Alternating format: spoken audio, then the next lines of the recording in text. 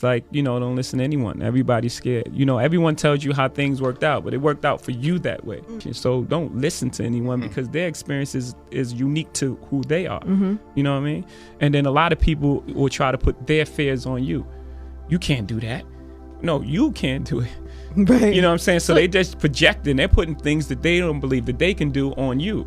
These are people that come from the same place that I come from, and we're talking about Can I Live, and I'm singing that song, and people are looking at me like, I understand, I feel you. Do you understand how much you've affected my life? Or people that listen to my albums that get them through situations, and even illegal activities, if we're being honest, chains is cool to cop, but more important is lawyer fees. That statement alone changed how people went about, and you had the biggest hit of your record, but that's not really you. That's like, now you're really a prisoner because you have to live like that every day. And imagine being that. Imagine like putting the image out there that's not really you, and then it being really successful. Yeah. Then you have to live up to that every day. That's and I never wanted to be that. And I certainly don't want to be the guy who gets successful and then just pulls away and just, I can't go out. I can't have a bite to eat. I can't, walk to the store. I can't.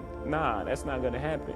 They're movements. Right. I've heard this many times. This is not me just saying this. I've heard people come to me like, man, that line was so powerful for me. It made me put things in perspective. I had a 600 Benz that I was driving up to the projects to my mother's house, but I didn't have any lawyer money, and it made me prioritize something differently. My life, identity, who we are. This is Rockefeller. We love you, Def Jam, and thank you, Universal. But this is Rockefeller. Yeah. We've been doing that from day one. So I'm well versed in that fight. So I don't have any fear. I don't have any fear with working with Samsung. Because I'm not gonna let them, put a phone on my forehead. That's just never gonna happen. Yeah. There's a knowing in being an artist. There's a knowing. You can't guess. You can't think. There's a knowing. You have to know that even if it doesn't work today, tomorrow, there's artists that I play that weren't popular at the time that I play more than I play current artists. Shuggie Otis, I suggest you just go look up Shuggie Otis. He was amazing. At the time, you gotta know Shuggie Otis? And at the time, it wasn't this hugely popular thing, but I think when it all said and done, it's like that era when art and music were one. When Basquiat was hanging out with Madonna and Fab Five Freddy, and all those worlds were colliding, because we have to realize, hip hop and the arts was like this, because we both were outcasts. We wasn't allowed inside the galleries or inside of Yankee Stadium. We were both outcasts. We were writing on the street and making music. It was one thing. But then art got into the galleries, and then hip hop almost disassociated with it, because it's like, oh, it's this bourgeois thing. It became something else. We would play that music more than any other music, right? So you have to have this knowing that, okay, it may not work today, it may not work tomorrow, but this is the right thing, and this is what I'm doing, and this is what's feeding me. So that would be the best advice that I can give you. That knowing, just believe in what you're doing, and if you don't believe in it, then you're not doing it. You haven't figured out the thing that you do best yet. When you feel it and when you know, no one can tell you. You only have to be right once. My uncle, he was telling me like, my uncle said I never sell 1 million records. I sold 1 million records like 1 million times. So he was, I'm sure I'm his nephew. I don't think he meant any malice. He wanted the best for you, but he just was didn't projecting believe. his fears and things that, are you crazy? How are you gonna do that? How? I'm sure there's things that I do now that he can't believe that I was able to accomplish. He couldn't even see it at the time. So he was just projecting, putting his fears on me. So the whole thing is just, and always believe you're great, even before anybody else believes it. I had the track and the hook to Holy Grail, way back then. So I can't say I officially started then. I had pieces of music and ideas.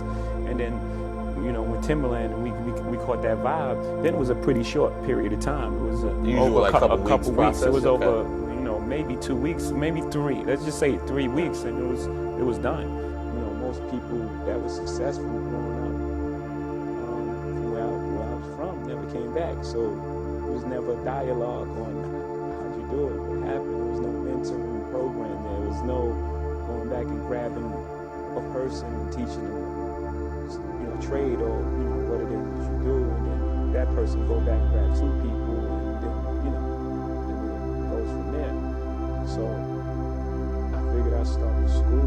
You know, my first album came out, I was 26, and I had seen so many things in the street, so my attitude was like, man, you know, I've seen so much, and, you know, I don't have anything to prove. I know who I am. I'm a very self-aware person.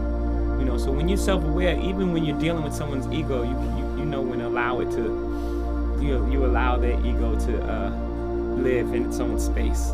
You know, the problem is when you engage that energy, that's when there's a problem. If you engage the ego with your ego, then it's like, okay, now something has to happen. It can keep escalating to a level that can be irreversible, you know. But if you don't engage the ego, if you know how to manipulate or play around with the ego, but that's weird in itself to people. And you give light back to darkness, right? Know, it's very difficult. People don't know how to take that, especially at a younger age. Now when they're a bit older, they can probably understand what you're doing. But if you're in a room, but it remains something that inspires you, because I think even like people are critical, like when you say like you're inspired by Basquiat, or you know, I ain't hard to say I'm gonna do John Michel. Some people would get offended by those type of statements. Like when you put your context of your artistry against artists that are painters, what's the statement you're trying to make? That is no different. You know, there's no different. Shakespeare was a man who wrote poetry. I'm a man who writes poetry. I mean, why not compare yourself to the best? It's the only way that you. And people are bringing all of that wild energy into a room, and you just take a step back into the shadow a little bit and just let them do that. They would almost take offense to that. Like, why are you playing along? Why are you getting involved in this? Did you have experiences like that where people thought, I don't know how to take Jay, I don't know how to deal with Jay, he doesn't engage with us on that level? Yeah, I'm sure, you know, and a lot of times what that also can be, you can misinterpret that as you know, arrogance. You know, in its own way. Yeah. If someone doesn't engage you in the way that you believe they should, then he was like, he's arrogant. He's act like he's above everybody. Yeah. Like, no, I just don't want to argue with you about stupid shit. Just really don't have time to argue. You know what I'm saying? Yeah. What I'm supposed to be here to be second best, right? I'm not doing this. You never seem to like that. Yeah. I'm not doing this for that. You know, and if other people are cool with settling or not putting themselves in that light, then that's their personal preference. That's their personal preference. If you don't want to be in that light, that's fine. I'm not mad at you. You know, I don't have an opinion on what you want to do. If you want to be second, that's cool. So don't have an opinion on me wanting to be John Michel or Shakespeare. You know, people got to realize that, you know, I'm putting a lot of my life into, you know, what I'm doing right now. I didn't just have a hit record and get lucky. I put a lot of my life into it. So, you know, the things that come out of it is I made it not as a diss record. I made it as a challenge to the music industry. Like, let's not get stuck on one thing. Let's you know, rap music is about diversity. Like, if you got on those Nikes and those just rap, dunks. It's all about everyone contribution. You know, before you had Tribe, Ice Cube, Public Enemy, at the same time as Digital Underground. It was just so many different. I had every album. You know, it was all different types of sounds and approaches, but it was still great music. I'm not just, you know, auto-tune is bad. You know, there are songs that have auto-tune that I love, but when everyone jumps on this bandwagon and everyone tries to make the same exact record. I mean, I heard that record from T-Pain. I liked it. I don't want to hear it 100 times from 100 different artists. I want to hear different stuff. Like, I got a couple cameras in my face. I can deal with that. You know, it's just like the whole thing. You go through it like, this is terrible. I can't even take my daughter to the store. And then you wait a minute.